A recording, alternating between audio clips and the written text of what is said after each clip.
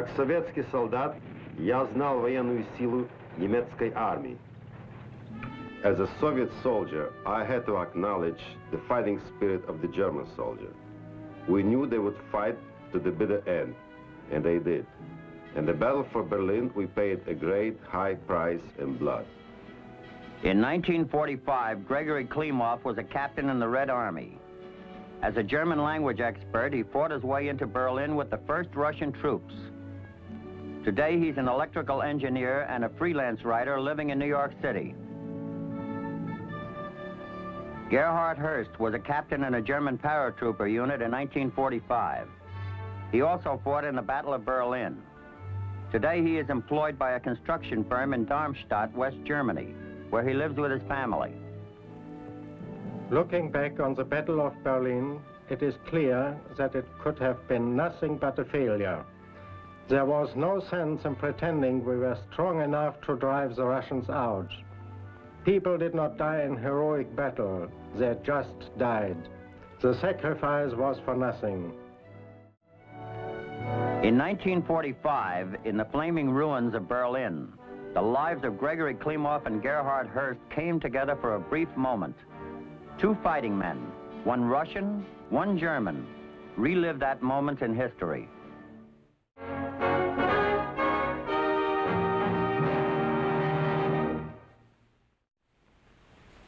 I'm Jim Bishop. By early 1945, the Russians were sweeping across Germany from the east. In the west, British and American troops are in the heart of Germany. Trapped between these two advancing armies was what was left of the Third Reich. At its center, the target for the advancing Red Army, Berlin.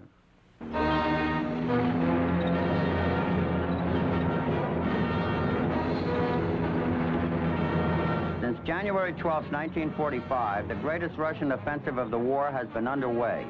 180 Red Army divisions under Marshal Konev, Marshal Zhukov, and General Rokossovsky sweep everything ahead of them.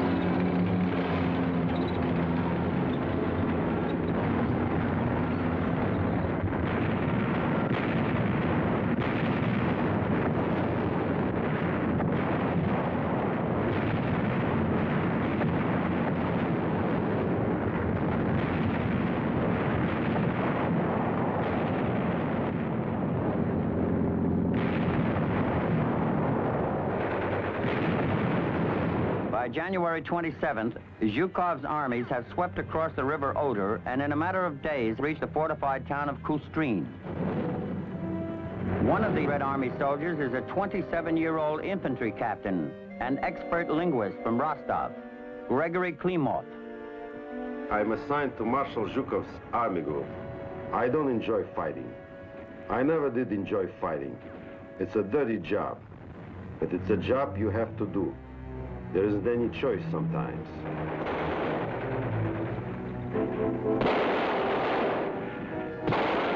As a Soviet soldier, I must acknowledge that some Russian soldiers regard the German army as superior to our own army because they are skilled in technical ways of fighting, and we have to pay a higher price in blood.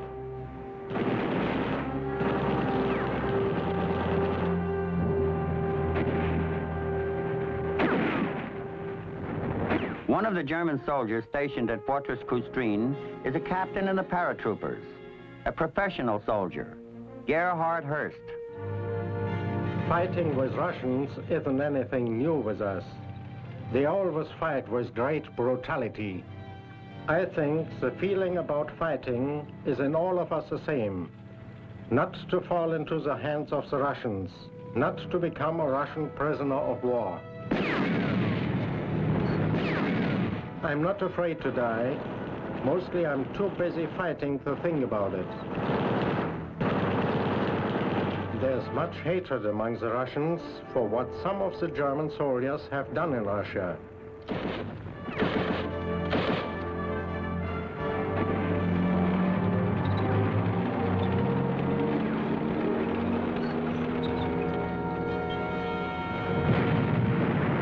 While Fortress Kustrin holds out, a desperate band of German refugees flees westward to escape the inevitable rape and reprisal of the Red Army.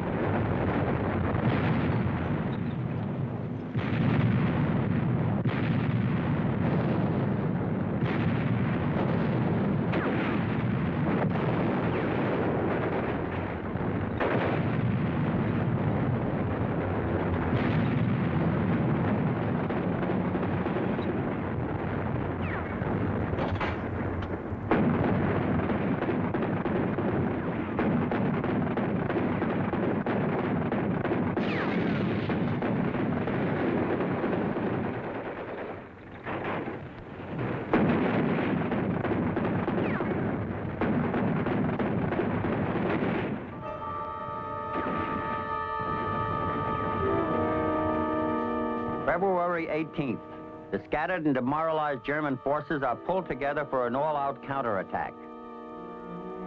But even as the battle starts, the weather turns warm, and the panzers and the attack bog down in the mud. Zhukov's troops cut the German line to pieces.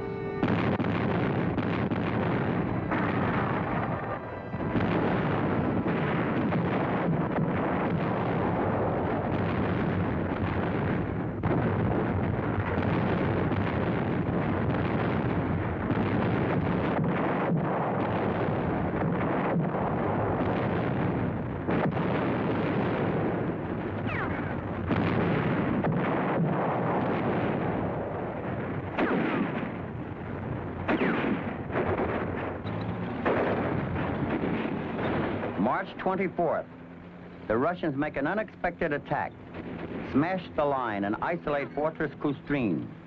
The Germans counterattack to reach the city, are driven back.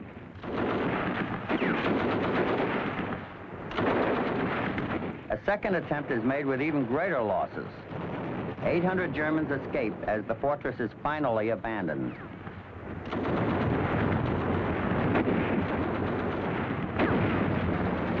Stalin confidently announces, "Berlin is ours now, whenever we choose to take it."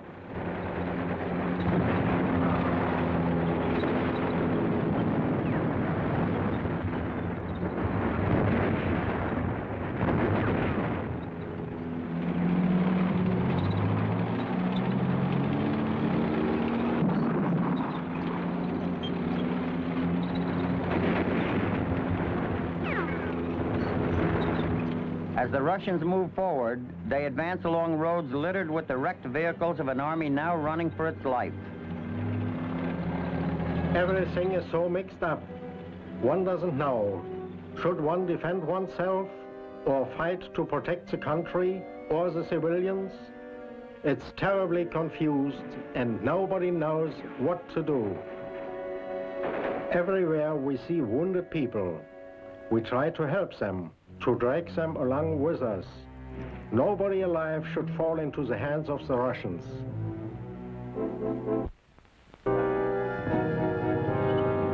We fight in one position, then we have to change it constantly.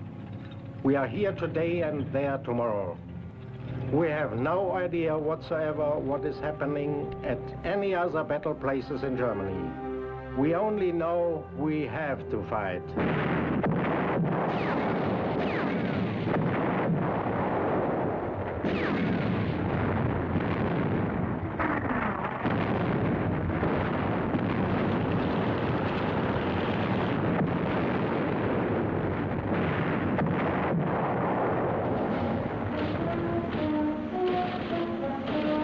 We try to hide from the Russian panzers, but always the fear of falling into the Russian hands drives us on.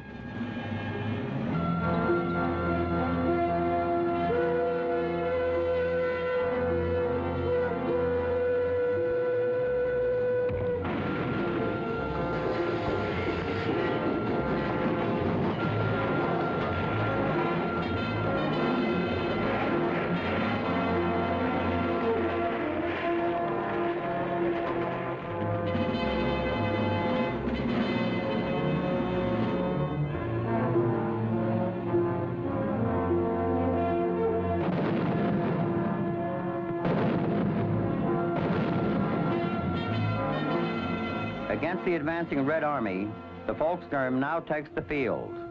An ill-equipped army of teenage boys and grandfathers, the Volkssturm faces the battle-hardened Russians, eager to finish Hitler, Germany, and the war. To Hitler, the Russian armies are still Asiatic hordes, fit only to be exterminated like vermin. Each Russian advance brings a fresh promise of victory from the Fuhrer.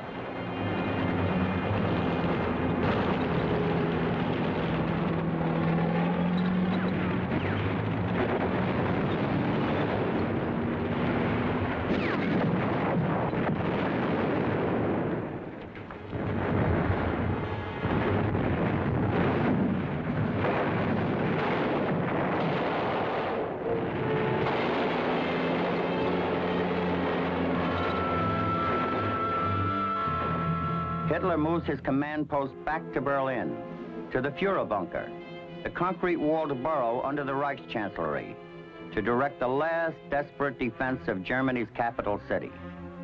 Early in April, he predicts a miracle.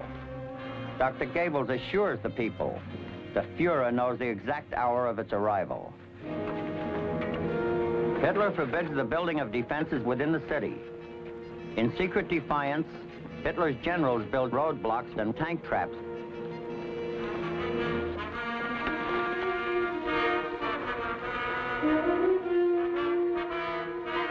April 13th, Vienna falls to the Russians.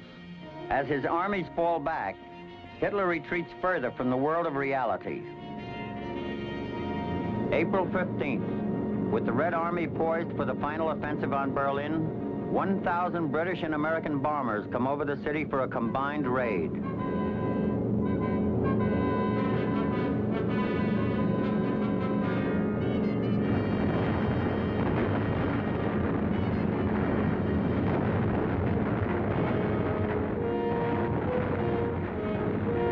Whole sections of Berlin are in flames.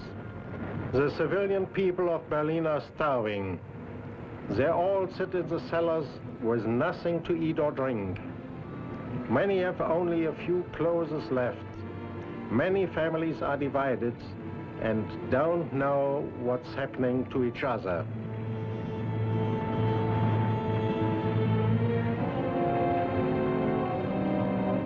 April 16th, 5 o'clock in the morning.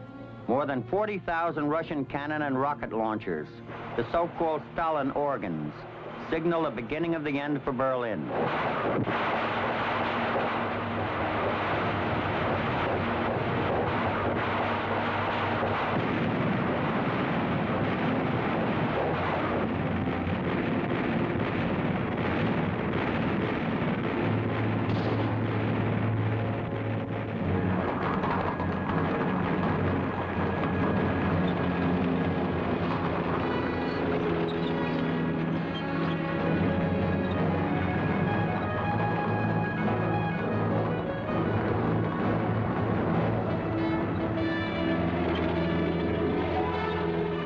.300 Russian tanks, 8,000 planes, more than 1 million soldiers of the Red Army move out to break Fortress Berlin.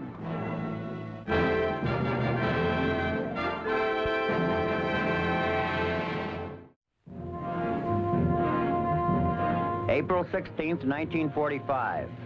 The final Russian offensive against Berlin is underway.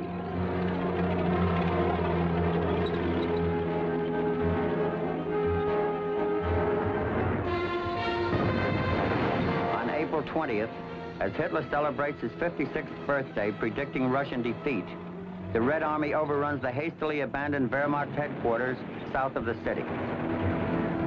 The Russian advance is relentless, moving on the city from the east, the north, and the south. April 21st, elements of Zhukov's army penetrate Berlin's northern suburbs. While Goebbels insists that the Mongol horde will be thrown back across the Oder, the slogan of the more cynical Berliner has become, "To the front by streetcar."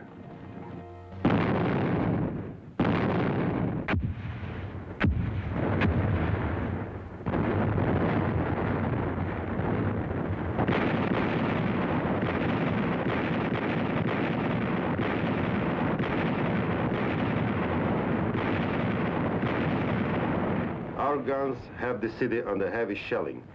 I hear that we have 100,000 guns, and I believe it. The Germans call it Fortress Berlin. They like to call any fortified city a fortress. But when we break through it, we will break the German spirit too.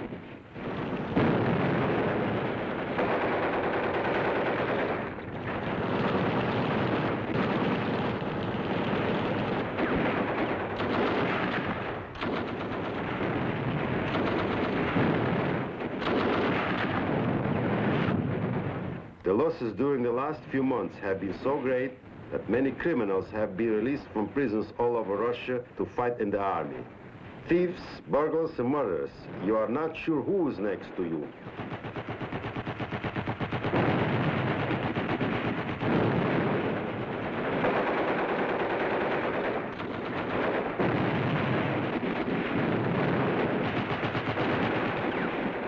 From the time we reach the first suburbs, we have to fight foot by foot, house after house, block after block. Not only artillery, but even the tanks have to fight in the city. Without artillery cover, the tanks can't advance at all.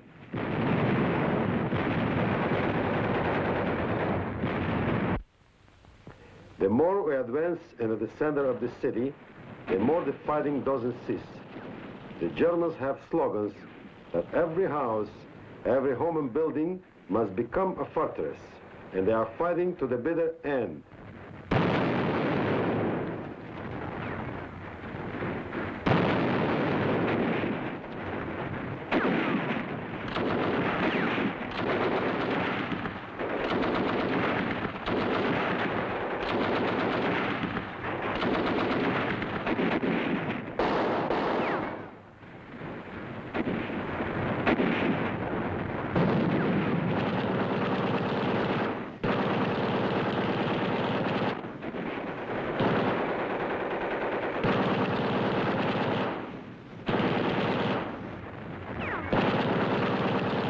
From the very first, it's a fight from man to man. All our military units, even the smallest groups, are encircled by the Russians. Once I hear a German soldier call to me. He's badly wounded and he calls, "Please help me, please take me with you." And then this dying man is shot before my eyes.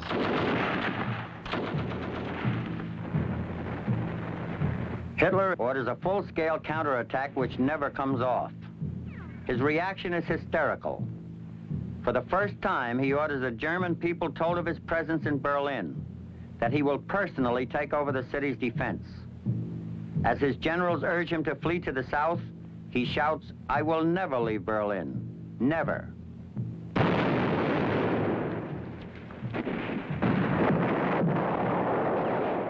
In line with Hitler's belief that Berlin would never be penetrated, the defenses are limited. Now hastily thrown up roadblocks and tank traps are quickly overrun. Against 225,000 spearheading Russians, the city itself has approximately 75,000 ill-equipped and ill-trained defenders. In spite of all threats, German desertion has now become commonplace.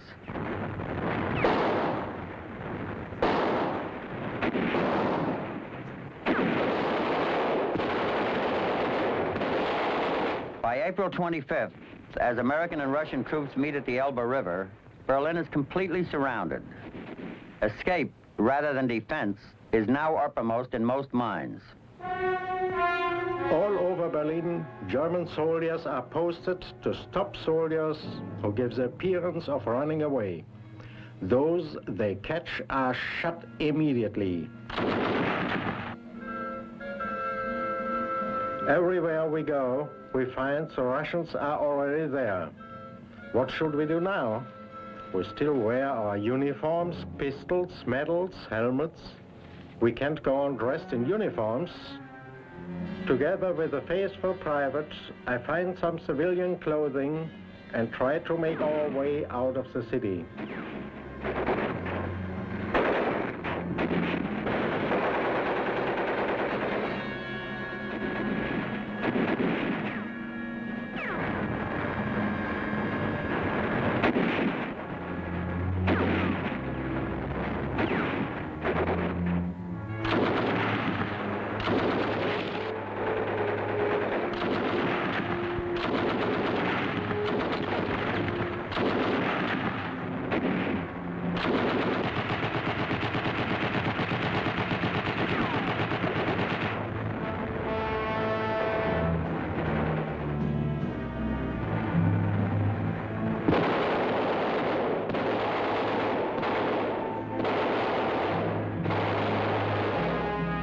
Approaching the center of the city from all sides, the last barrier to the Reichstag is crossed on April 28th. As the Russians battle their way toward the building and the honor of planting the red banner on its top, Hitler makes his will, leaving the German leadership to Admiral Dönitz.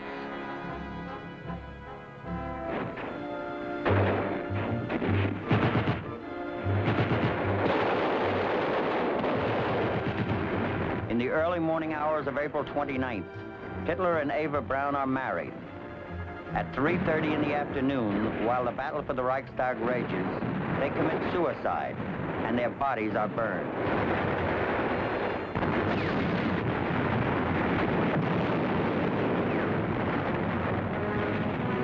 The height of the Battle of Berlin is the fight for the Reichstag. For us, it is the very symbol of Nazi Germany.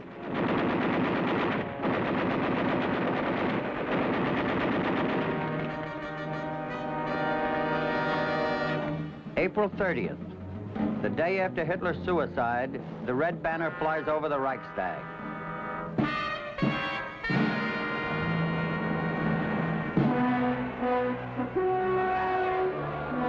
At 8:23 on the morning of May 2nd, the Berlin garrison surrenders.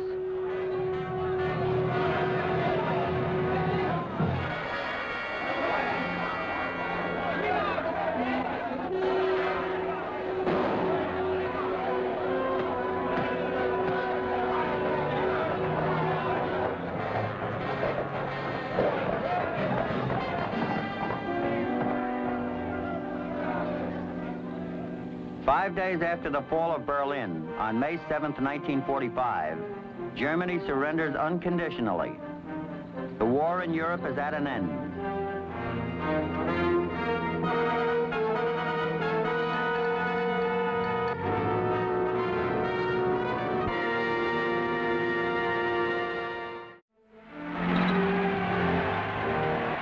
Gerhard Hurst escapes the Russians, but finds that this is not enough.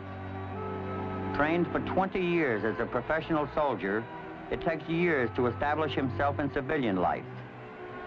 For Gregory Klimov, too, the adjustment is difficult. As an American immigrant, the language barrier excludes him for some time from the practice of his engineering profession.